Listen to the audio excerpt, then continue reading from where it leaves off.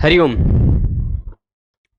स्वागत है आप सबका आज के इस व्याख्यान में। हम सभी लोग लघु सिद्धांत कौमुदी का क्रमशः अध्ययन कर रहे हैं और उस अध्ययन में अब तक इसका पंचम प्रकरण, पांचवा प्रकरण जो कि अजंत पुल्लिंग प्रकरण है, उस प्रकरण को कल हमने शुरू किया था पढ़ना। उसमें संक्षेप में तीन सूत्र हमने कल देखे थे। वो तीनों सूत्रों का तात्पर्य मैं एक बार फिर से आप सबको संस्मरण कराता हुआ आगे चलूंगा आज, ठीक है। तीन सूत्र जो हमने देखे थे वह तीनों सूत्र में से पहला सूत्र कौन सा है? अर्थवद धातुर प्रत्यय प्रातिपदिकम।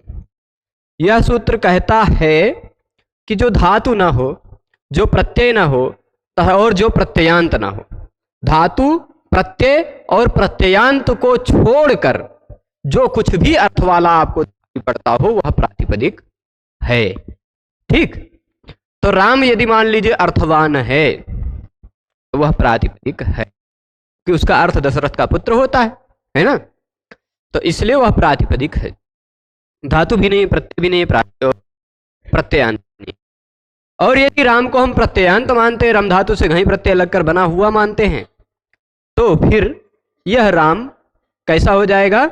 कृत तद्धित समासाश्च। अगला सूत्र देखा था, वह कहता है कृदंत, तद्धितांत और समास।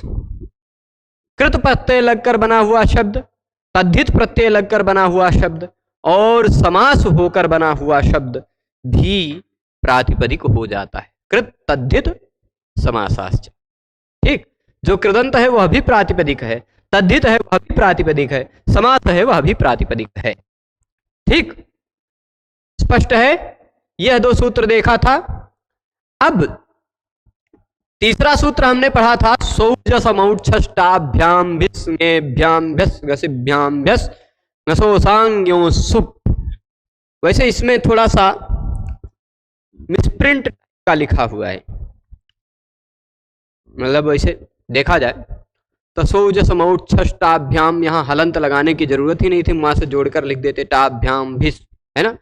कई जगह म में हलंत लगाया है, देखिए औच्छष्टाभ्याम भिस, यहाँ म लगा दिया हलंत, यहाँ म लगा दिया, इसको भी हलंत ही कर, जैसे भ को किया है वैसे ही जोड़ के लिख देते। म हलंत अलग करने की जरूरत नहीं थी, पर प्रत्यय अलग अलग दिखाने के लिए इन्होंने वैसा कर दिया है। पर यहाँ पर तो म नहीं रहेगा, नसो साम यो सुप। आम जो है वो म को न हो जाना चाहिए। माँ को नश्चा पदांत से पदांत माने तो भी झल को अनुसार होकर न हो जाएगा, है ना। नशोषांग्यो सुप। इस सूत्र में मैंने कल आपको बताया था कि इस सूत्र में कुल 21 प्रत्यय हैं। कितने प्रत्यय हैं? 21 प्रत्यय हैं। उनकी लिस्ट यहां दी गई है। सुऔजस, सौजस, है ना। सौजस में से निकल के आएगा सुऔजस, फिर अम आउट शस, टा भ्याम भिस। यहां सस का दंत सा है, पर उस दंत सा को ष्टुनाष्टु से मूर्धन्य श हो गया। टा भ्याम भिस, ङे भ्याम भ्यस, ngस आम भ्यस, ngस ओस आम, नी ओस सुप। इन्हीं 21 प्रत्ययों को यदि आप क्रमशः याद रखेंगे तो यही 21 प्रत्यय हम जोड़ते जाएंगे और शब्द बनता जाएगा, ठीक है। कैसे बनेगा वो देखते हैं। तो अब यह समझिएगा कि जो कोई भी प्रातिपदिक क्या है ये आप जान गए, अर्थवद धातुर प्रत्यय प्रातिपदिकम सूत्र के कारण, कृत तद्धित समासाश्च सूत्र के कारण, ठीक। प्रातिपदिक क्या है ये जान गए। प्रातिपदिक जानने के बाद आपने जाना कि ये 21 प्रत्यय हैं, ये भी जान गए। अब जरा ये 21 प्रत्ययों की लिस्ट जहां दी गई है उस प्रसंग को आप अष्टाध्यायी में देखेंगे तो अष्टाध्यायी में इस सूत्र से तुरंत पहले वाला सूत्र कौन सा है? इस सूत्र से तुरंत पहले जो सूत्र आपको दिखाई पड़ेगा वह सूत्र क्या है? ज्ञाप प्रातिपदिकात। ज्ञाप प्रातिपदिकात, उसका तात्पर्य यह है कि आप और प्रातिपदिक के बाद ही ये प्रत्यय लगता है, ठीक। ये प्रत्यय जो होता है वो कहां लगता है? गी के बाद लगेगा या आप के बाद लगेगा या प्रातिपदिक के बाद लगेगा। गी क्या है? दीर्घ ई जिसके अंत में आता हो ऐसा स्त्रीलिंग शब्द। वैसे गी से गीप, गीस, गीन का ग्रहण होता है। गीप, गीस, गीन ये तीनों गी हैं। प्रत्यय लगकर, ये तीनों प्रत्यय लगकर गीप, गीस, गीन लगकर स्त्रीलिंग बनते हैं। इकारांत। आप से भी टाप, डाप, चाप इन तीनों का ग्रहण होता है, पर फिर भी आ अंत वाला स्त्रीलिंग शब्द। ठीक। और फिर उसके बाद प्रातिपदिक का मतलब आप जान ही गए, अर्थ वाला हो, धातु ना हो, प्रत्यय ना हो, प्रत्ययांत ना हो, और कृदंत हो या तद्धित हो या समास हो, तद्धित हो। ठीक। तो प्रातिपदिक के बाद ये प्रत्यय लगेगा, ऐसा निष्कर्ष आपको पता चला है। किसके बाद ये प्रत्यय लगेगा? ग्यंत के बाद या आबंत के बाद या प्रातिपदिक के बाद लगेगा। इसी को भी आगे यहां से समझा जाएगा ज्ञाप प्रातिपदिकात से। ठीक। आगे जो हम 3-4 सूत्र पढ़ने वाले हैं, उन सूत्रों के विषय में हम आपको पहले ही बता चुके हैं। राम शब्द से आप रामः बनाने जाएंगे, राम शब्द से आप रामः जब बनाने जाएंगे तो उसको बनाने के लिए आपको 10-12 सूत्र भूमिकागत रूप में जानना आवश्यक है। बाकी सब जगह मन से ध्यान रखते जाइएगा। ठीक है। अब ज्ञाप प्रातिपदिकात क्या है? ज्ञाप प्रातिपदिकात यह कहता है गी, आप, प्रातिपदिक। 3 तोड़ने पर 3 निकलेगा, गी, आप और प्रातिपदिक, यही तीनों तो निकलेगा। तो गी का मतलब दीर्घ ई वाला स्त्रीलिंग शब्द, आप का मतलब आ अंत वाला स्त्रीलिंग शब्द, और प्रातिपदिक। ठीक। यह एक अधिकार सूत्र है। गी, आप, प्रातिपदिक, ज्ञाप प्रातिपदिक। ठीक। उसी का पंचमी ज्ञाप प्रातिपदिकात, पंचमी भी विभक्ति लगी है ना। तो गी, आप और प्रातिपदिक के बाद में कुछ कार्य होगा, उत्तर में कुछ कार्य होगा। क्या होगा? तो कहा प्रत्यय। अच्छा, जरा ये ऊपर जो सौज समौच्छष्टाभ्याम भिस्ङेभ्याम भिस्ङ सिभ्याम भिस्ङ सोसाम्यो सुप, यह सूत्र गया अभी आपने पढ़ा।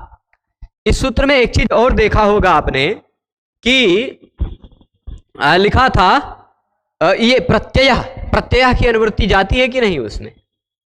प्रत्यय का मैंने बताया था कि यह 3-1-1 से लेकर के 5, 4, 160 तक जाती है, प्रत्यय की भी और परश्च की भी।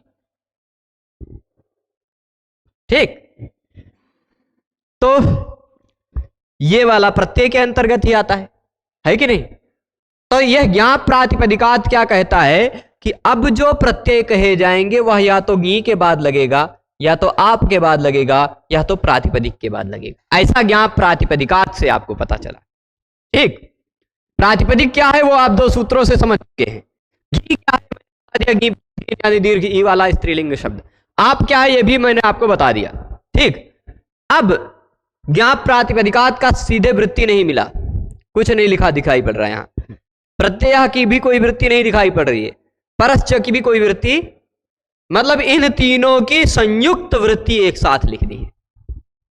तीनों सूत्रों की संयुक्त वृत्ति है, मतलब तीनों सूत्र जो अर्थ कहते हैं वही तीनों का अर्थ संक्षिप्त में एक वाक्य में कह दिया गया। ठीक।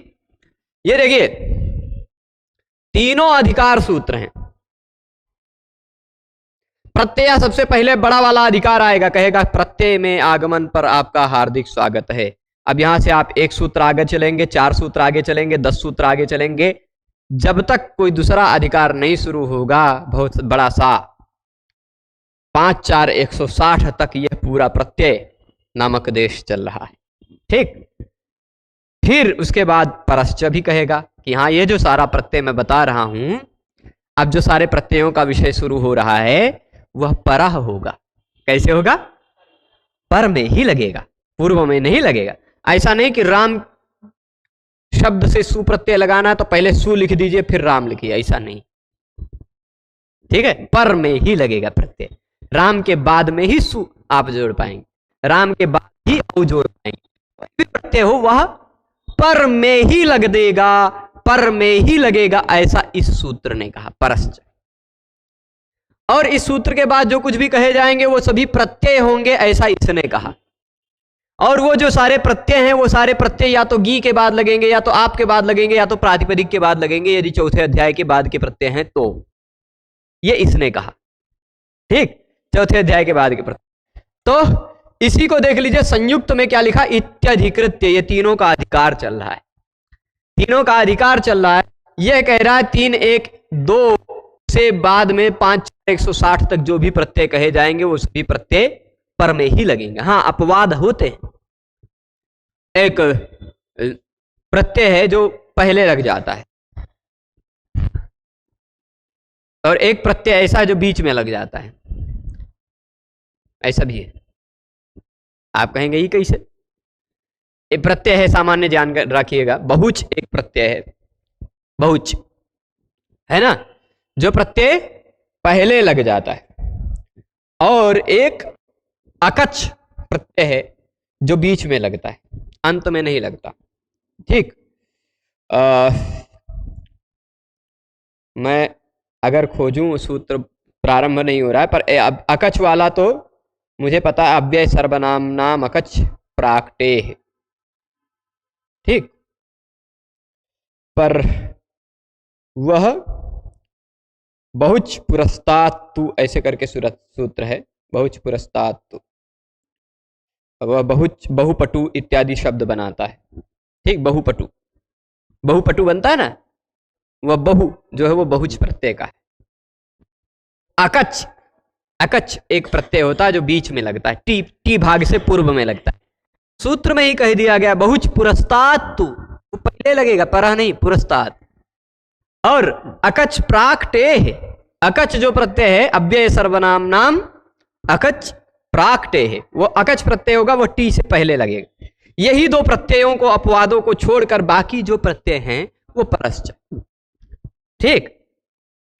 अब देखिए ये तीनों अधिकार हैं, तो क्या लिखा, ज्ञाप प्रातिपदिकात का अर्थ देख लीजिए, इतना आ रहा है, ज्ञंतात आबंतात प्रातिपदिकात, ये ज्ञाप प्रातिपदिकात का अर्थ आ गया ना, परे या परश्च का अर्थ आ गया, है ना। और स्वौजस मौक्षस, ये सु आदि, स्वादय मतलब सु आदि प्रत्यय। अब सु आदि प्रत्यय अष्टाध्यायी में आपको देखने पड़ेंगे, सु आदि प्रत्यय कौन से हैं। तो आपको यह ध्यान रखिएगा कि सु आदि यानी पहला प्रत्यय है जिसका, उसको स्वादि कहा जाएगा, है कि नहीं। जैसे यहां कक्षा में बहुत सारे लोग हैं, लेकिन ऐसा हो, मान लीजिए कि इस लाइन में छठे बच्चे से आगे के सब सो रहे हैं, मान लीजिए, है तो नहीं, यहां कोई नहीं सो रहा है, पर मान लीजिए, तो हम कह देंगे वो छठे से लेकर, अब उस छठे को ही हम पहला मान ले रहे हैं, वहां से लेकर हम ऐसे कह देंगे, मान लीजिए कोई नाम देवदत्त से लेकर, तो देवदत्त आदि काहे सो रहे हो। अब देखिए आदि तो यहां अमन बैठे हैं, लेकिन अमन आदि कहना चाहिए या दिवेश आदि कहना चाहिए, लेकिन हम कह देंगे देवदत्त आदि सो रहे हैं। तो यानी आदि का मतलब हम जहां से शुरू करना चाह रहे हैं वही आदि, वहीं से हम उसी को आदि मान सकते हैं। तो वैसे प्रत्ययों में देखा जाए तो सबसे पहला प्रत्यय सन प्रत्यय, प्रत्ययों के अधिकार में इस प्रत्यय परश्च के बाद आद्युदात्तश्च अनुदातो सुप्पितो, फिर उसके बाद गुप्त इज्किद्भ्यः सन, गुप्त इज्किद्भ्यः सन। सबसे पहला प्रत्यय का वर्णन पाणिनि जी ने सन का किया, पहला प्रत्यय सन है, ठीक है। पर सन आदि प्रत्यय कह सकते हैं, सारे प्रत्यय सन, सन से लेके सबसे पहला प्रत्यय है सन, और सबसे अंतिम प्रत्यय है कप। कौन सा प्रत्यय? कप, पीने वाला नहीं। तो ये प्रत्ययों की सूची हुई, पर अब सन से लेके कप तक कुल मिलाकर 500 के आसपास प्रत्यय हैं। उनमें से हम किसी को पहला किसी को बाद ऐसा नहीं कह सकते। अब स्वादय कह रहे तो सु से लेकर जो कोई है वह स्वादी है। सु आदि प्रत्यय कहां कहे गए? चौथे अध्याय के पहले पाद के दूसरे सूत्र में, वहीं से सु हुआ। तो वहां के बाद में जो कोई भी प्रत्यय कहा जाएगा 5वें अध्याय की समाप्ति तक, वो सभी प्रत्यय सु आदि प्रत्यय कहे जा सकते हैं, क्योंकि वो सभी सु के बाद ही आ रहे हैं। पर सु से पहले जो कहे गए प्रत्यय है कृत प्रत्यय, तिंग प्रत्यय, सन आदि प्रत्यय वह स्वादि में नहीं आएंगे, है ना। चौथे अध्याय के पहले पाद के दूसरे सूत्र जो सौजसमोक्षस है, उसके बाद 5 4 160 तक जितने भी प्रत्यय कहे जाएंगे वो सारे प्रत्यय स्वादि प्रत्यय हैं। ये इसलिए बता रहा हूं क्योंकि यह सु से लेके कप तक, सु से लेके कप तक जितने भी प्रत्यय हैं वो सभी प्रत्यय क्या कहे जाएंगे, स्वादि प्रत्यय। और वह सभी प्रत्यय या तो ग्यंत के बाद लगेंगे, या तो आबंत के बाद लगेंगे, या तो प्रातिपदिक के बाद लगेंगे। पर में लगेंगे, सु आदि लगेंगे, पर वो सु आदि है क्या, ये रहा प्रत्यय का अर्थ, यहां प्रत्यय आ गया। यानी इन पूरे 3 4 सूत्र का संयुक्त तात्पर्यार्थ एक वाक्य में लिख दिया। ठीक है, तो सु आदि प्रत्ययों की लिस्ट दे दी पहले सौजसमोक्षस सूत्र में। ज्ञाप प्रातिपदिकात के अधिकार में आने के कारण पता चलता है कि वह सु औजस इत्यादि प्रत्यय या तो गी के बाद लगेंगे, या तो आप के बाद लगेंगे, या तो प्रातिपदिक के बाद लगेंगे। प्रत्यय के अधिकार में आने के कारण पता चलता है कि सु औजस इत्यादि जो है वो प्रत्यय हैं। परश्च के अधिकार में आने के कारण यह पता चलता है कि ये जो सु औजस इत्यादि जो प्रत्यय हैं, जो गी या आप या प्रातिपदिक से लगते हैं, वो हमेशा पर में ही लगेंगे। ऐसा परश्च सूत्र के अधिकार में आने के कारण पता चलता है। ठीक, तब पूरा निष्कर्ष इन सभी सूत्रों का पता चल गया है। तो ज्ञंतात, ज्ञंतात मतलब गी जिसके अंत में है, ऐसे को ज्ञंत कहा जाता है। गी मतलब गीप गीस गीन, गीप गीस गीन प्रत्यय लगकर बना हुआ जो शब्द है, नदी, शची, पार्वती, गौरी, ब्राह्मणी, है ना, इंद्राणी, रुद्राणी, शर्वाणी, भवानी इत्यादि सभी ई अंत वाले जो शब्द हैं, ईकारांत स्त्रीलिंग, वो गी वाले। आप का मतलब टाप डाप चाप प्रत्यय लगकर बना हुआ शब्द आबंत कहलाएगा। आप जिसके अंत में हो वह आबंत। ठीक, तो और प्रातिपदिक, आप किसके अंत में, रमा, बालिका, मूषिका, वत्सा, होडा, मंदा, बिलाता, सूर्या, फिर उसके बाद भामा, वामा, दामा इत्यादि, है ना। तो ये सब आप वाले हैं। आपका मतलब आम आदमी पार्टी मत लीजिएगा। हाँ, तो ज्ञंतात, आबंतात और प्रातिपदिकात, च का मतलब भी, और ज्ञंत, आबंत और प्रातिपदिक के पर में सु आदि प्रत्यय होते हैं। यह इसका मतलब पता चला। ठीक, तो अभी तक जितने भी सूत्र पढ़े, लगभग इस अजंत पुल्लिंग प्रकरण में आपने 6 सूत्र पढ़ लिए। 6 का मैं एक एक वाक्य में यदि सार बोलूं तो अर्थवद धातुर प्रत्यय प्रातिपदिकम ने कहा, जो अर्थवद धातु ना हो, प्रत्यय ना हो, प्रत्ययांत ना हो, वह प्रातिपदिक है। कृत तद्धित समासाश्च ने कहा कि कृदंत हो या तद्धितांत हो या समास हो, वह भी प्रातिपदिक है। सौजसमोक्षष्टाभ्याम भी सूत्र ने कहा सु औजस इत्यादि 21 प्रत्यय हैं। खाली इतने बताया, सु औजस इत्यादि 21 प्रत्यय हैं, इतना कहा। फिर उसके बाद अगला सूत्र हमने जो पढ़ा ज्ञाप प्रातिपदिकात, वह कहा कि सु इत्यादि जो प्रत्यय हैं वह गी या आप या प्रातिपदिक के बाद लगेंगे। प्रत्यय के कारण हमें पता चला कि ये सु औजस इत्यादि जो हैं वह सब प्रत्यय हैं। परश्च के कारण हमें पता चला कि वो सारे जो प्रत्यय हैं वह पर में ही लगेंगे। ठीक, तो अब किसके पर में लगेंगे, प्रातिपदिक के पर में, या गी के पर में, या तो आपके पर में। ठीक, अच्छा, अब वो जो प्रत्यय है ना, अब उसकी उन प्रत्ययों की कुछ कुछ संज्ञा होगी। प्रत्यय कितने देखे अभी आपने लिस्ट सौजसमोक्षस सूत्र में, 21 है ना। अब उन्हें 21 को 3-3 टुकड़ों में बांट दीजिए, 3-3 3-3 3-3, कितने हो जाएंगे, 7। ठीक, कितने हो जाएंगे, 7। अच्छा, एक काम करना है, जो एक पेन है, एक पेन मिल नहीं रहा, खो गया है कहीं इधर टेबल के नीचे, तो गिर के नहीं चला गया, वह पेन मिल नहीं रहा, एक अलमारी में पेन रखा है, कल ले आना। ठीक है, एक्स्ट्रा था तो, क्योंकि उसके बिना लिखने में उंगलियां से नहीं लिखाता है, दर्द करने लग जाता है स्कूल में भी तमाम। हाँ, तो ये बता रहा था कि सुपह, सुपह का मतलब क्या होगा, एक अगला सूत्र है, वह कहता है कि वो जो 21 प्रत्यय आपने देखे, कौन से प्रत्यय, सुप, सुप है ना। अच्छा, सुपह सूत्र निकाल लीजिए जरा, एक 4 102 इससे पहले निकाल के देखिए। तान्येक वचन द्विवचन है, तान्येक वचन द्विवचन बहुवचनान्येकशः। एक शह मतलब एक से लेकर, पहले से लेकर के उन सबको एक वचन, द्विवचन और बहुवचन कहा जा सकता है। ठीक, क्या कहा जा सकता है? उन सबको एक वचन, द्विवचन और बहुवचन कहा जा सकता है। अच्छा, अब इसी को सुपह, तानी, तानी पहले सूत्र में था, यहां सुपह कह दिया गया। तानी में बहुवचन है प्रथमा, सुपह भी प्रथमा बहुवचन है, इसलिए यहां तानी की अनुवृत्ति तो नहीं आएगी, पर एक वचन, द्विवचन, बहुवचनान्येकशः की अनुवृत्ति आएगी, है ना। एक वचन, द्विवचन और फिर उसके बाद बहुवचनान्येकशः। ठीक, बहुवचनानि, एक वचन, द्विवचन, बहुवचनानि। एकशः, ये देख, एकशः लिखा है। तो सुप के जो साथ, सुप जो है ना, वो सुप प्रत्यय सीरियल से लिख दीजिए 21। सु औजस अम औत्सस टाभ्याम्भिस गेभ्याम्भ्यस घसिभ्याम्भ्यस, और उसके ऊपर आप एक वचन, द्विवचन, बहुवचन ऐसा एक एक करके लिखते जाइए। एकशः, एक वचन, द्विवचन, बहुवचनानि, एकशः। ठीक, अब जरा देखते जाइए, ऊपर जो प्रत्ययों की लिस्ट थी उसी में मैं घटित कर देता हूं इस सुपह सूत्र को। देखिए, एक शह गिनना है, एक से गिनना है। ये हो गया एक वचन, ये हो गया द्विवचन, ये हो गया बहुवचन। ठीक, अब तीन कहा गया, बाकी भी तीन पर फिर से एक वचन आ जाइए।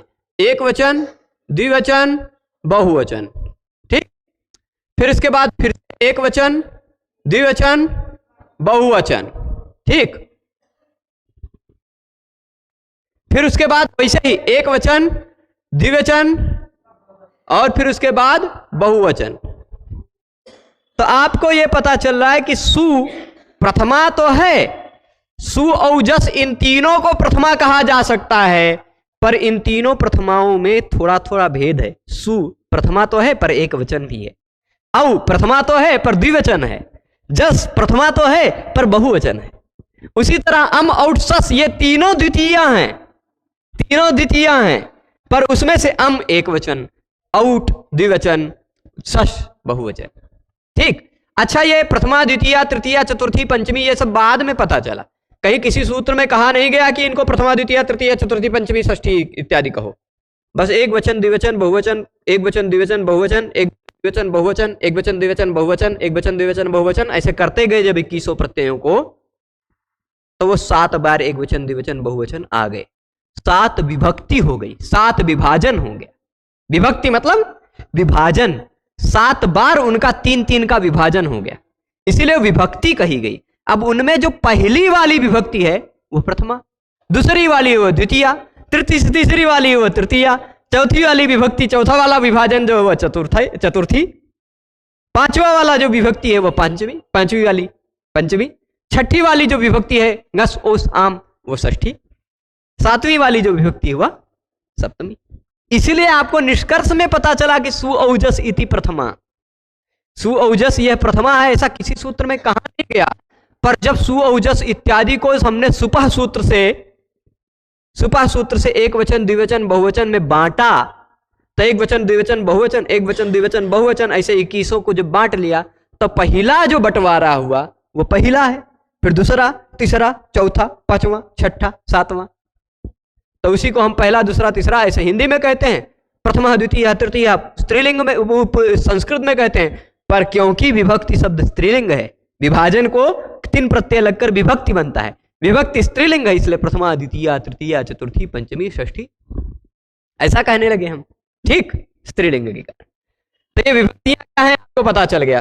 ठीक, और सभी विभक्तियों के एक वचन, द्विवचन, बहुवचन के यह प्रत्यय हैं, यह भी आपको सुपह सूत्र के कारण पता चला। ठीक, सुपस्त्रीणि त्रीणि, सुप में जो 3-3 प्रत्यय है ना, 3-3 टुकड़े कर डालिए, तो 3-3 वचन जो हैं वह एक शाह मतलब पहले से लेकर एक वचन, द्विवचन और बहुवचन संज्ञक होते हैं। ये सुपह सूत्र का मतलब खाली इतना है। सुप प्रत्ययों में जो प्रत्यय है सुपना, उनको 3 में डिवाइड कर लीजिए। 3 में डिवाइड कर लीजिए। सुओजस, अमोरसस, टाभ्याम्भीस, भ्याम्भ्यस, ऐसे 3 कर डालिए। और वह 3 में 3 जो काय किया है, उनमें पहला वाला प्रथम एक वचन, दूसरा वाला द्विवचन, तीसरा वाला बहुवचन। ठीक है, यह इसका मतलब हो गया। सुप में जो 3 प्रत्यय हैं, वो वचन एक से लेकर के एक वचन, द्विवचन, बहुवचन संज्ञक होते हैं। यह इतना पता चल गया। सुपा तक समझ गए? तो सुपा में कोई दिक्कत नहीं आएगी ना किसी को। ऐसा मत समझिएगा कि सुपा मतलब दाल, वहां बड़ा ऊ होता है, सुपा होता है ना। सूपो भूप समायाता है। सूप को खानों में भूप कहा गया है, राजा, ऐसा हमारे गुरु जी कहा करते हैं। ठीक, खाने में सभी खानों में राजा जो होता है ना, सब राजा महाराजाओं की बात करते हैं। जैसे सब्जियों में राजा है बैगन, आलू को कहते हैं लोग, लेकिन बैगन है सब्जियों में राजा है। वृंदाकम शाक नायकम, क्योंकि बैगन के ऊपर जितना बढ़िया मुकुट लगा रहता है, उतना अच्छा मुकुट किसी के ऊपर नहीं लगा रहता है, वो मुकुट से सुसज्जित है। ठीक है, वैसे ही खानों में राजा है दाल। ठीक, दाल ऐसा खाना है उसके साथ सब कुछ अच्छा लग जाएगा। सूपो भूप, कहीं श्लोक है, सूपो भूप समायाता मंत्रिणा हिंगुना सह, के साथ हिंग नाम के मंत्री के साथ आया है अपने। उसका मंत्री कौन है? हिंग। मंत्रिणा हिंगुना सम पलायध्वम अन्य व्यंजन नायका। और जो व्यंजन के नायक हैं और जो खाने वाने के साग सब्जी के नायक हैं, सब पलायन करो, सूप रूपी आ गया है। ठीक, वो सूप अलग है। अब देखिए, ये तो पता चल गया आपको कि सु इत्यादि 21 प्रत्यय हैं। वो प्रत्यय 7 विभक्तियों में होते हैं, और उन 7 विभक्तियों में 3 को एक वचन, द्विवचन और बहुवचन कहा जाता है।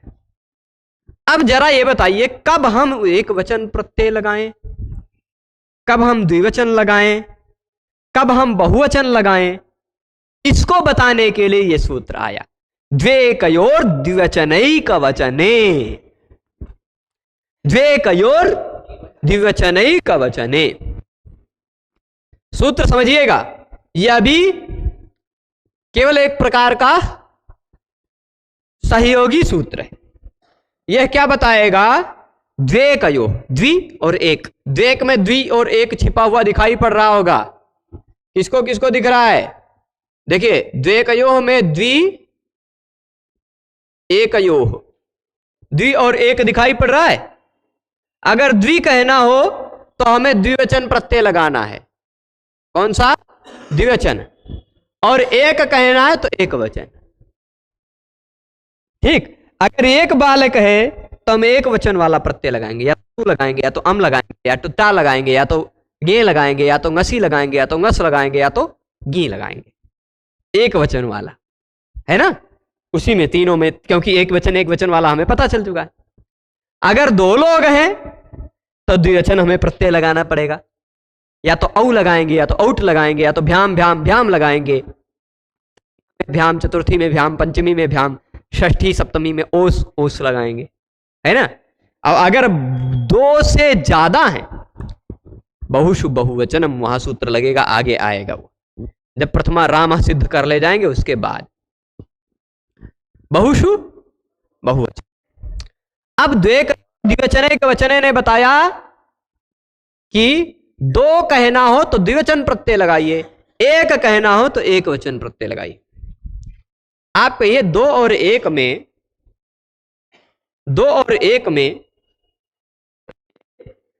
पहले कहना चाहिए, को बाद में कहना चाहिए था, है कि नहीं? 1 और 2, देखिए, एकश्च, एक और द्वि, इन दोनों का समास होता तो एक द्वि कहते थे पहले। 1 और 2 में एक वचन और द्विवचन होता है, ऐसा सीधा कह देते। उल्टा काहे कहे? 2 और 1 में द्विवचन और एक वचन होता है, ऐसा काहे कहे? है कि नहीं? लाघव के लिए एक ये समाधान दिया जा सकता है, क्योंकि एक द्वि अलग लिखते तो एक द्वि ऐसा होता है। अब देखिए, 1 और द्वि का समास करती है तो आप देख लीजिए, एक द्वि बनता, अब यहां एक द्वि अगर लिखते तो क्या होता है? ए मतलब दो मात्रा, क मतलब क में आधी मात्रा, क को आधी मात्रा मान लीजिए, और क के बाद जो आ है वह गुरु हो जाता, क्योंकि तुरंत बाद में संयोग है, संयोगे गुरु सूत्र है, तो इसकी गुरु क्या हो जाती, तो ये भी दो मात्रा हो जाता।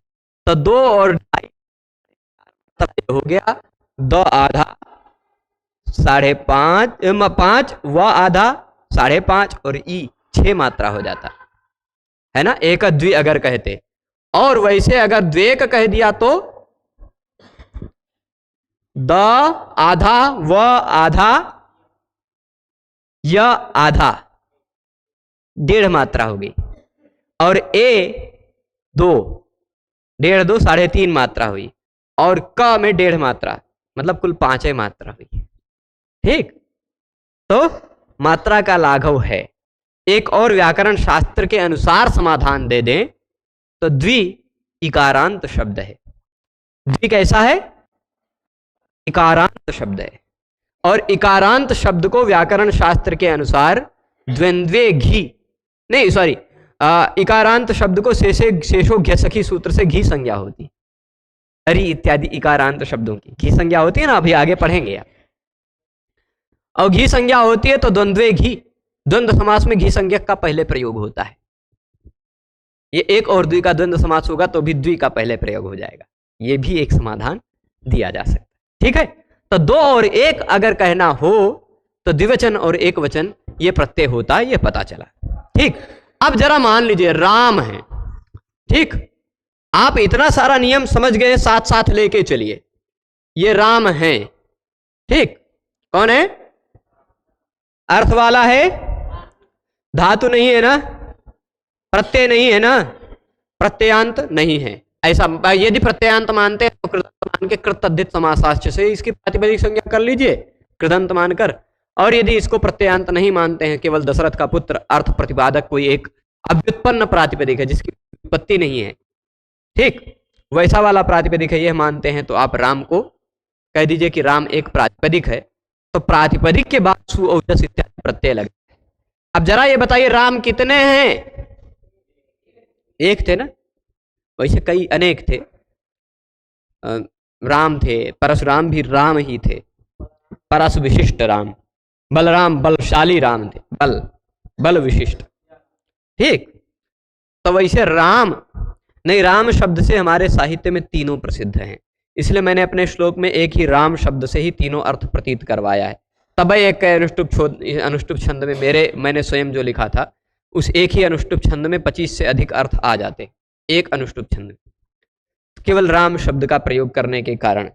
और भी अनेक श्लेष है, राम शब्द से ही मैंने तीनों रामों का अर्थ लिया है, राम बलराम और परशुराम। तो राम यदि 3 है, ऐसा मान लीजिए तीनों राम एक साथ खड़े हैं तो बहुवचन, 2 राम एक साथ खड़े हैं तो 2 राम है ना, तो द्विवचन प्रत्यय लगाएंगे। पर एक राम है यदि मान लीजिए तो द्वे कयोर द्विवचनैक वचने ने बताया कि एक राम है, इसलिए एक वचन प्रत्यय लगाइए। अब बताइए एक वचन प्रत्यय कितने हैं?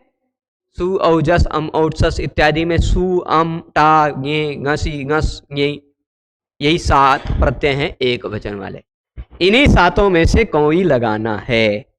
ठीक, अब सीधे सीधे कुछ लोग सामान्यतः जो अभी प्रारंभिक व्याकरण पढ़ रहे हैं वो तो सीधे सीधे सौजसमौष्टाभ्याम भ्याम सुप सूत्र से सुप्रत्यय लगा देते हैं।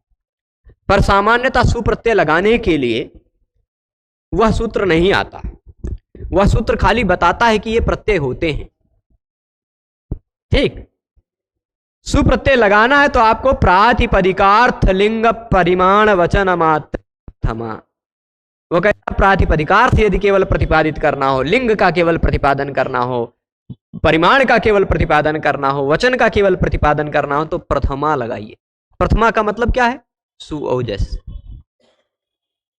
अब प्रथमा लगाना है क्योंकि राम एक प्रातिपदिक है, राम एक प्रातिपदिक है। उस प्रातिपदिक का अर्थ क्या है, उस प्रातिपदिक का अर्थ क्या है, यह हमें प्रतिपादित करना है। राम एक प्रातिपदिक है कि नहीं? राम प्रातिपदिक का अर्थ क्या है यह प्रतिपादित करना है, तो प्रातिपदिकार्थ मात्र में प्रथमा विभक्ति प्रातिपदिकार्थ लिंग परिमाण वचन मात्रे प्रथमा ने कहा लगा दो, ठीक। अथवा कर्ता अर्थ में भी उक्त होने के कारण जो उक्त होता है वह प्रातिपदिकार्थी होता है, प्रथमा लग गई। पर प्रथमा तो तीनों है, सु भी है, दौ भी है, जस भी है, तीनों प्रथमा है ना। तभी द्वेकय और विद्वचने के वचने ने कहा कि एक हो तो एक वचन लगाओ, दो हो तो द्विवचन लगाओ। तो राम एक कहे हैं, इसलिए एक वचन वाला सु और जस में से कौन सा प्रत्यय लगा दिया हमने? सु। राम के बाद सु प्रत्यय लगाया। अभी देखिए रामा बनेगा, कैसे बनेगा देखते जाइए।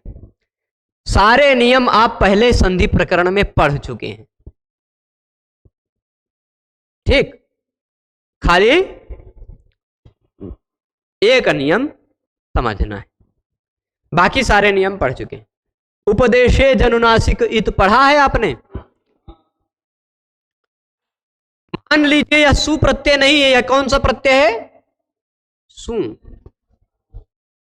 इसमें जो ऊ है वह अनुनासिक है।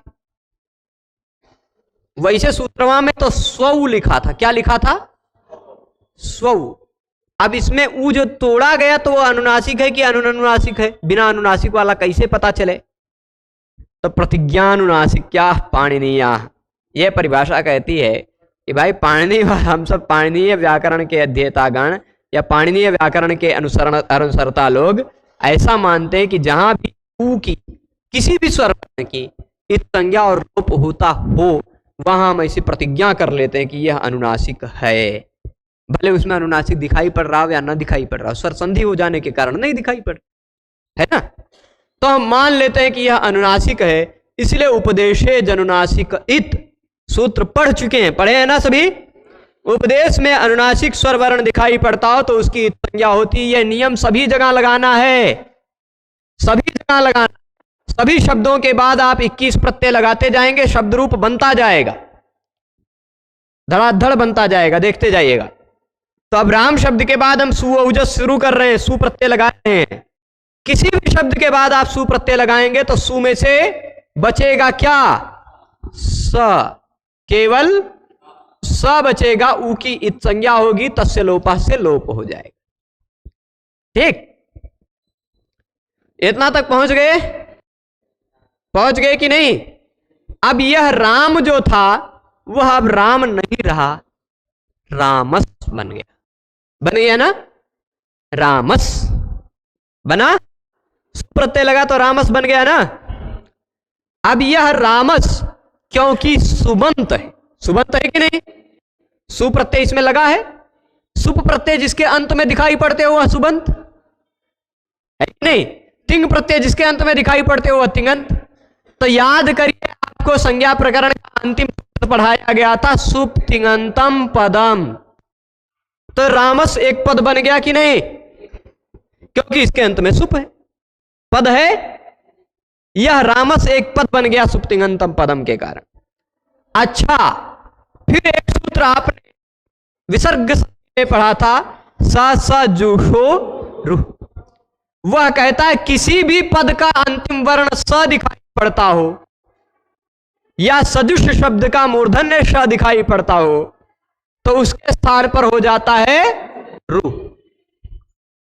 हो जाता है। पढ़े हैं ना नियम? ये पद है कि नहीं? इस पद के अंत में स नहीं, तब किसी भी पद के अंत में यदि स दिखाई पड़ता हो तो उसको सजुषो रु सूत्र से उसके स्थान पर क्या हो जाता है? रु। इसे सु में से बचा था स, तो इसे रु में से बचेगा क्या? उपदेशे जनुनासिक इत से ऊ की इत संज्ञा होगी, तस्य लोपा से उसका लोप हो जाएगा, तस्य लोपा से उसका लोप हो जाएगा और बचेगा रा, बचेगा ना। फिर से ध्यान दीजिएगा, मैं पूरी प्रक्रिया फिर से बोलूंगा। पहले राम एक प्रातिपदिक है, ज्ञान प्रातिपदिकात प्रत्यय परश्च, इस सूत्र के सहयोग से सोजस मोक्ष सूत्र के प्रतिपादन के द्वारा हमें पता चला कि ये सब प्रत्यय होते हैं। फिर प्रातिपदिकार्थ लिंग परिमाण वचन मात्रे प्रथमा ने कहा कि प्रथमा विभक्ति करो यदि प्रातिपदिकार्थ का प्रतिपादन करना हो तो हमने प्रथमा विभक्ति की, पर प्रथमा विभक्ति सु औजस तीनों होते हैं। द्वय करो, द्वय करो, द्विवचनिक वचने ने कहा कि एक वचन वाला लगाओ, अगर एक हो तो एक वचन वाला लगाओ, दो हो तो दो वचन वाला लगाओ। तो हमने एक वचन वाला सु लगाया, राम धन सु हुआ। सु में से बचता है स के स्थान पर अब स होगी, जो सु प्रत्यय है सुप, सुप जिसके अंत में वह सुबंत है। सुबंत की सुबंतम तिंगंतम च पद संज्ञम स्यात्, सुप तिंगंतम पदम से संज्ञा हुई। तो यह पद है, रामस एक पद है। पद के अंत में अगर स दिखाई पड़ता हो तो स रू से उसके स्थान पर रू हो जाता है, रामस बन गया रामरु।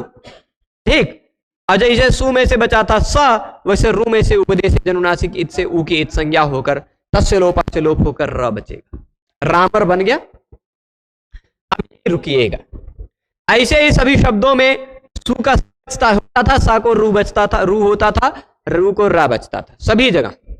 ठीक, इसके बाद अब अगला सूत्र पढ़िएगा आप, विरामोवसानम। क्या सूत्र है? विरामोवसानम। विरामोवसानम क्या कहता है? वर्णानाम अभावोवसान संज्ञा स्यात्। क्या कह रहा है? विराम का मतलब होता है वर्णों का अभाव। अच्छा, अभी मैं बोल रहा हूं तो मेरे मुख से कुछ कुछ वर्ण निकल रहे हैं कि नहीं? पर मान लीजिए मैं विराम ले लूं, कुछ वर्ण नहीं निकल रहा था ना। विराम मतलब वर्णों का अभाव। ठीक, विराम का मतलब वर्णों का अभाव है, उसी को क्या कहा जाता है? विराम को अवसान कहा जाता है। हिंदी भाषा में कह दे कि ये अवसान हो गया तो क्या समझेंगे? कोई गोविंदाय नमो नमः हो गया है किसी का, है ना, अवसान हो जाना। वैसे यहां व्याकरण शास्त्र के अवसान की बात कर रहे हैं। किसका अवसान होता है? वर्णों का अवसान होता है। जैसे किसी व्यक्ति का अवसान हो जाता है, मतलब उस व्यक्ति की जीवन लीला समाप्त हो जाती, व्यक्ति समाप्त हो जाता है, वैसे वर्णों का जहां अवसान हो जाता है वहां वर्ण समाप्त हो जाते हैं। ठीक, अवसान का मतलब क्या?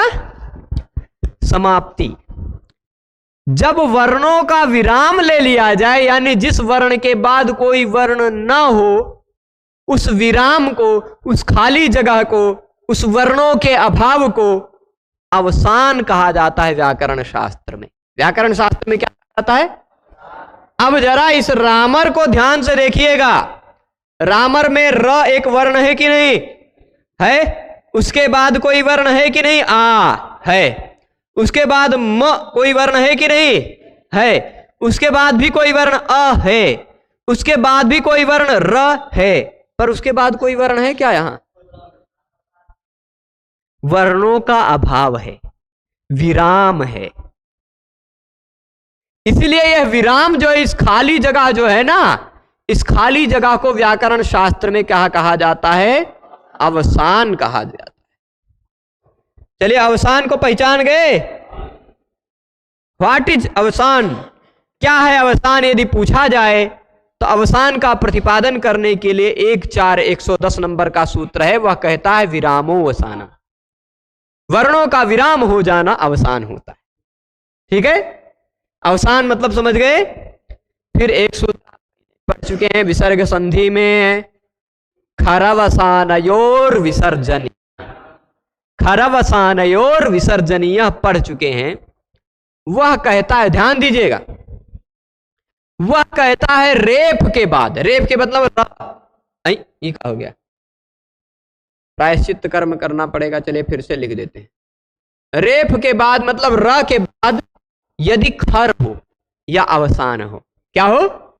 रेप के बाद खर दिखाई पड़ता हो, खफ छ ठ थ च ट त क प श स स दिखाई पड़ता हो, या अवसान दिखाई पड़ता हो, तो रेप के स्थान पर विसर्जनीय यानी विसर्ग हो जाता है।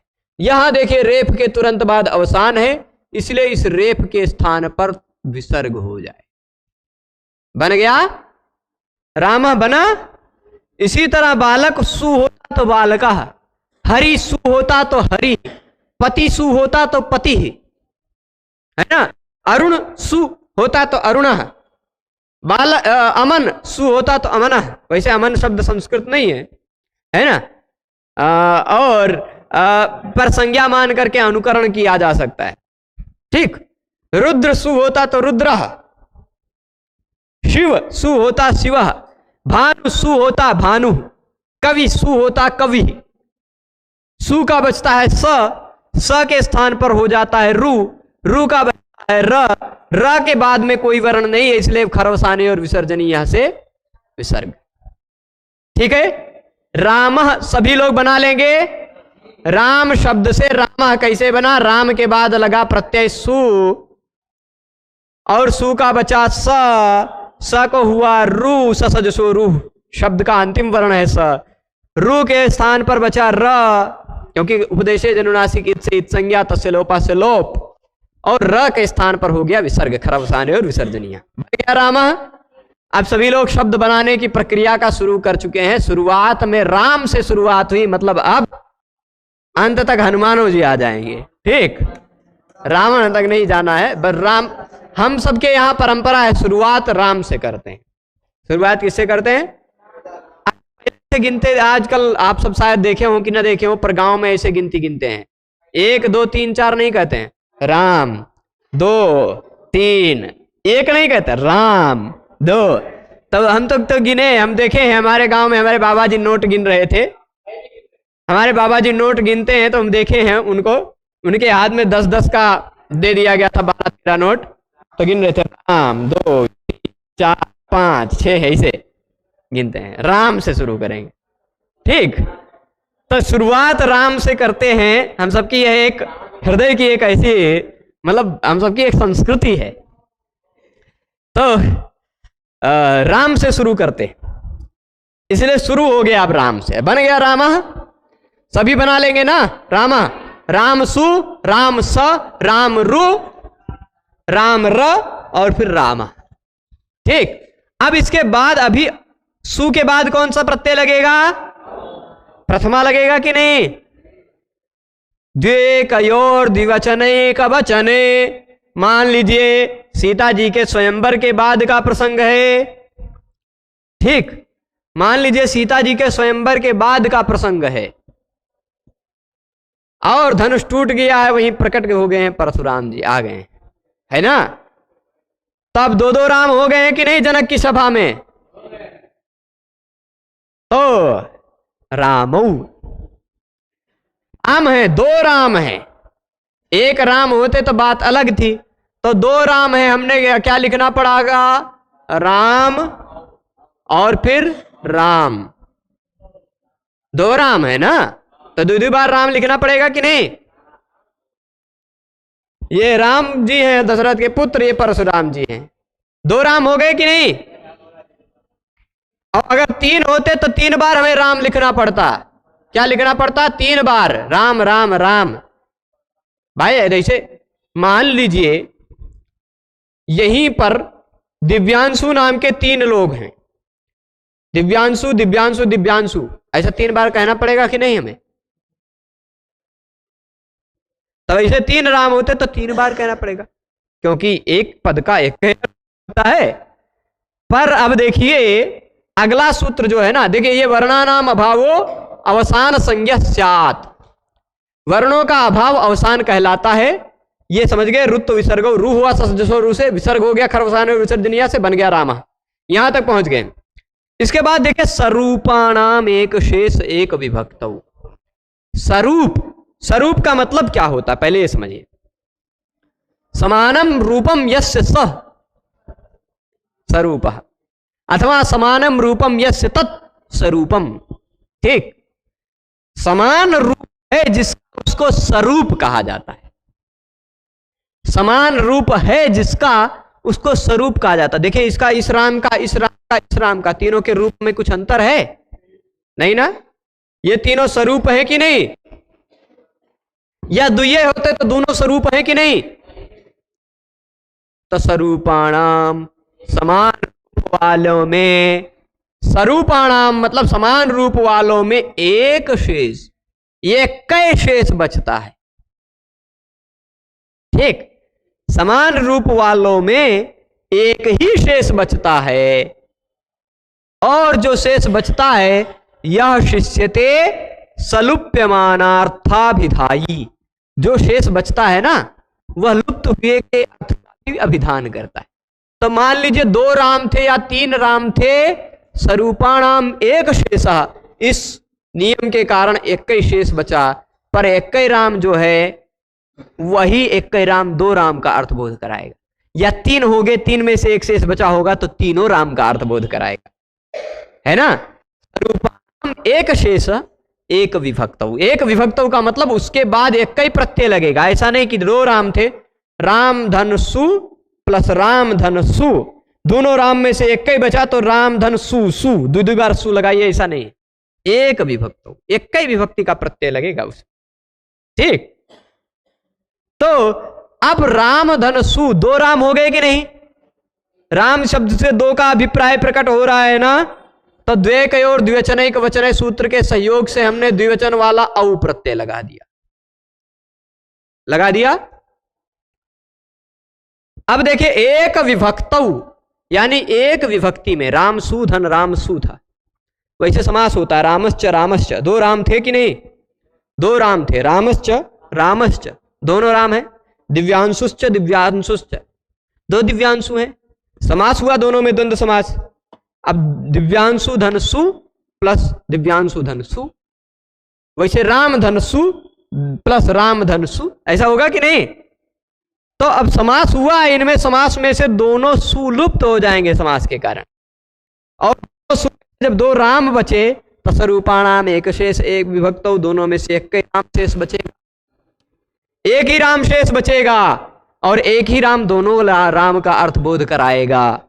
दोनों राम का अर्थ बोध कराएगा तो द्विवचन हो जाएगा, एक विभक्तौ, ठीक।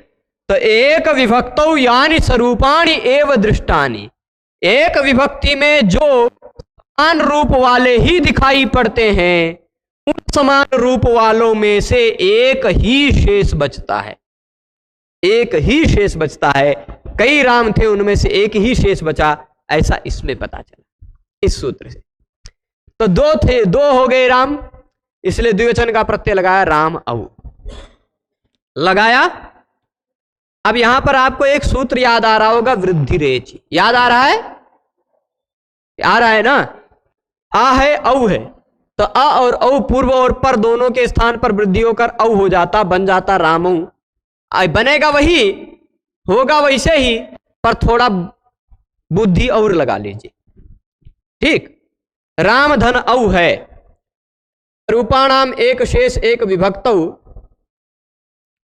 स्वरूपाणाम एक शेष एक विभक्तौ तक आप समझे हैं। अभी इसको और हल्का सा रिवाइज करेंगे कल में, कल तो पूरा राम शब्द पूरा कर देंगे।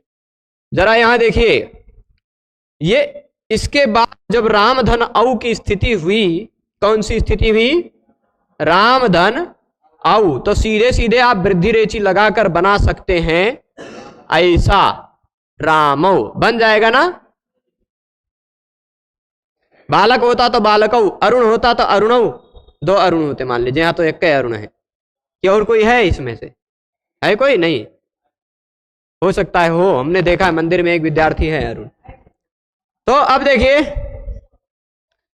देखिए राम औ 2 है, यहां पर वृद्धि रेची वृद्धि करना चाहा, पर प्रथमयोः पूर्व सवर्णः, यह सूत्र लगेगा। यह सूत्र लगेगा नहीं, लगने लगेगा, इसको रोकने आएगा ये इति प्राप्त, ये सूत्र प्राप्त होने लगा। यह सूत्र कहता क्या है पहला बता देते हैं। अच्छा, प्रथमयोः में कौन सी विभक्ति लगी है?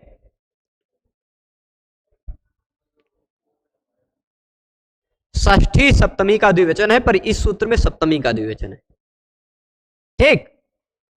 ओस प्रत्यय लगा हुआ है, द्विवचन। प्रथमा शब्द का द्विवचन यानी पहली पहली, 2 बार कहा गया ना, तो द्विवचन मतलब पहली 2 विभक्तियां। प्रथमयोः का मतलब क्या? पहली 2 विभक्तियों के प्रत्यय यदि पर में हो तो। प्रथमयोः में सप्तमी लगी है, तो सप्तमी का पर अर्थ लिया जाता है सामान्यतः हिंदी में, अथवा पहली दो विभक्तियों के प्रत्यय से पूर्व, है ना, पहली दो विभक्तियों के प्रत्ययों से पूर्व आने वाले अक। अच्छा, प्रथमयो पूर्व सवर्णा सूत्र से पहले आपको अक सवर्ण दीर्घा मिल जाएगा, वहां से अका की अनुवृत्ति आती है। ठीक, अका की अनुवृत्ति आती है। तो अकः प्रथमयोः, यानी अका, अक के पहले क्या होना चाहिए? पहले होना चाहिए अक। इसका तात्पर्य अर्थ बता दूं तो पहले होना चाहिए अक, उसके बाद होना चाहिए प्रथमा या द्वितीया विभक्ति का अच। ठीक, यहां देखिए ये रहा अक, अक है कि नहीं? अ। उसके तुरंत बाद ये देखिए प्रथमा या द्वितीया विभक्ति का है कि नहीं, और अच भी है। सु था तो अच नहीं था, मान लीजिए सु का स था तो अच नहीं था, इसलिए प्रथमयो पूर्व सवर्णा नहीं लगाना पड़ा, पर औ है तो लगाना पड़ेगा। जस है, जस में से भी अस बचता है तो लगाना पड़ेगा। अम होगा तो वहां भी लगता, लेकिन अमी पूर्वा उसको रोक ले जाएगा। आउट होगा तो लगाना ही पड़ेगा, शस होगा तो लगाना ही पड़ेगा। अस। ठीक, प्रथमा और द्वितीया विभक्ति में यह सूत्र महत्वपूर्ण है, प्रथमयो पूर्व सवर्णा, ध्यान रखिएगा। यह सूत्र कहता है पहले होना चाहिए अक, के तुरंत बाद होना चाहिए या विभक्ति का अजादि प्रत्यय। उनमें भी मैं बता दूं 4 प्रत्यय, ध्यान रखिएगा। औ, जस, औट, शस, ये 4 प्रत्यय यदि हैं तो ये सूत्र जरूर लगेगा, ज्यादातर शब्दों में लगेगा। ऐसे शब्द जिनमें अंत में अ, ई, उ, ऋ, लृ दिखाई पड़ता, ऐसे सभी शब्दों में प्रायः लगेगा, ज्यादातर में। तो ये लगने लगा। प्रथमयो पूर्व सवर्णा कहता है कि अक के बाद प्रथमा या द्वितीया का अच हो तो पूर्व सवर्ण दीर्घ हो जाता है। पूर्व वर्ण जो है अ, इसी का सवर्ण कोई दीर्घ वर्ण आ जाता है, यानी आ जाता है। यदि मान लीजिए हरि होता, क्या होता? हरि और औ, तो ये रहा अक, इसके तुरंत बाद प्रथमा द्वितीया का अच, है कि नहीं? तो इन दोनों के स्थान पर पूर्व वाले वर्ण का दीर्घ वर्ण आ जाता, ई, बन जाता हरि। हरि, हरि बनता है कि नहीं? भानु, भानु, प्रथम वर्ण का दीर्घ वर्ण हो जाता है। ठीक, प्रथमयो पूर्व सवर्णा का काम ये है। तो इसने कहा कि इस अ और इस औ में आ कर डालो, तभी नादिची। ये बताएंगे फिर से भी, पर अभी खाली एक बार सुन लीजिए, पूरी तरह समझ में नहीं आएगा तो कोई दिक्कत नहीं, फिर से भी बताएंगे। नादिची कहता है आत इची न। जरा नंबर देखिए, 6 1 102, 6 1 104, यानी इसी का निषेध करने के लिए है न। ये कहता नहीं होगा। कब? इस सूत्र को तोड़ें तो कहता न आत इची, यही सूत्र बन जाता है नादिची। न आत बन जाएगा नात इची, नात इची नादिची, ताकोदा हो जाएगा जलाम जसोनते से। ठीक, ये कहता आ के बाद यदि इच हो, क्या हो? आ के बाद यदि इच हो, या इच से पहले आने वाला अ हो, तो पूर्व सवर्ण दीर्घ न नहीं होगा। ठीक, अब जरा देखिए ये आ है कि नहीं? आ है, ध्यान से देखिए, राम में आ है, इसको पहले कहा गया कि अक है, फिर प्रथमा द्वितीया का अच है, तो पूर्व सवर्ण दीर्घ कर डालो। पर नादिची ने कहा कि अ के बाद यदि इच आता हो, ये रहा आ, इसके बाद ये रहा इच। इच मतलब ई उ ऋ लृ ए ओ ऐ औ, आ को छोड़कर सभी स्वर इच हैं, है ना? तो ये रहा आ, उसके बाद आ रहा है इच। आ के बाद यदि इच आ रहा हो तो प्रथमयो पूर्व सवर्णा नहीं लगता, ये नादिची ने कहा। यानी प्रथमयो पूर्व सवर्णा जी आए थे काम बिगाड़ने, तभी नादिची ने उनको रोक दिया कि तुम एक किनारे बैठे रहो, अगर आ के बाद इच आएगा तो हम तुम्हें नहीं लगने देंगे। ठीक, न आत इची, आ के बाद इच आता हो तो वह नादिची ने रोक लिया। जब रोक लिया, पूर्व सवर्ण दीर्घ नहीं हो पाया, तो वृद्धि रेची को कोई नहीं रोकेगा, वृद्धि हो जाएगी, बन जाएगा रामौ। ठीक, राम औ जोड़कर रामौ बना लीजिएगा। अब राम धन सु का रामह बन गया है, राम धन औ का रामौ बन गया है। राम शब्द में मैं बेशक समय लूंगा आप सबसे, क्योंकि उसके बाद के सारे शब्द आप बनाते जाएंगे, सब जगह एक जैसे नियम लगते थे। सु प्रत्यय लगाना है तो वही नियम लगाना है ना, सु में से सा बचाना है, सा को रू करना है, रू का विसर्ग करना, सब जगह वही नियम लगा। औ करना है तो वृद्धि से वृद्धि करनी है तो प्रथमे पुरुष सवर्णा लगाना है, जस होगा तो प्रथमे पुरुष सवर्णा लगाना, सजो रू लगाना है, विसर्ग करना है, सब जगह ही नियम लगाना है। ठीक है, तो चलेगा, आज यही रोकते हैं, रामों तक बनाया, इसको और कुछ विस्तार से कल देख लेंगे और कल राम शब्द के सभी रूपों को पूरा करेंगे। सभी लोग आज इसमें जुड़े रहे, उसके लिए सभी को बहुत बहुत धन्यवाद। नमो नमः। कुछ प्रश्न है? हाँ, कुछ प्रश्न है? नीचे करें, बिल्कुल नीचे करते हैं। हाँ, ज्ञाप प्रातिपदिकात में क्या दिक्कत है? कहां? ज्ञाप प्रातिपदिकात में ना कर सकते हो, कोई दिक्कत नहीं, पर वावसाने भी एक सूत्र है। ये कह रहे ज्ञाप प्रातिपदिकात में ता के जगह पे द कर सकते हैं, है ना, ये ता है, ये ता के जगह द भी कर सकते हैं, ज्ञाप प्रातिपदिकात भी बना सकते हैं।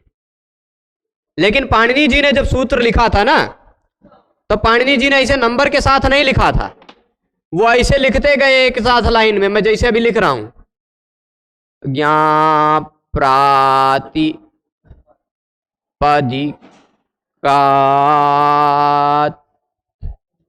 उसके बाद सौजसमोक्षस, ये तोड़े भी नहीं है, पूरे के पूरे लाइन बे लाइन सूत्र लिखे, बाद में तोड़ने का काम किसी ने किया, इसलिए तो सूत्रवा अलग अलग मिलते हैं, किसी किसी के हिसाब से 3996, किसी के हिसाब से 3988, किसी के हिसाब से 66, है ना। तो ऐसे, तो अब देखिए ता के बाद स आ रहा है, खरीचा से ता हो जाएगा। ठीक, और अगर मान लीजिए तोड़ दिया गया है, तोड़ दिया गया है, तो भी एक नियम है वावसाने। वावसाने कहता है तुरंत बाद में अवसान हो तो भी वर्ग का पहला वर्ण विकल्प से होता है, झलाम जसोनते फिर उसको तीसरा वर्ण कर देता है, विकल्प से पहला विकल्प से तीसरा दोनों मिलता है। यहां प्रातिपदिकात और ज्ञाप प्रातिपदिकात दोनों सही है। ठीक है, तो चलेगा, यही रोकते हैं। सभी को जुड़े रहने के लिए धन्यवाद। नमो नमः।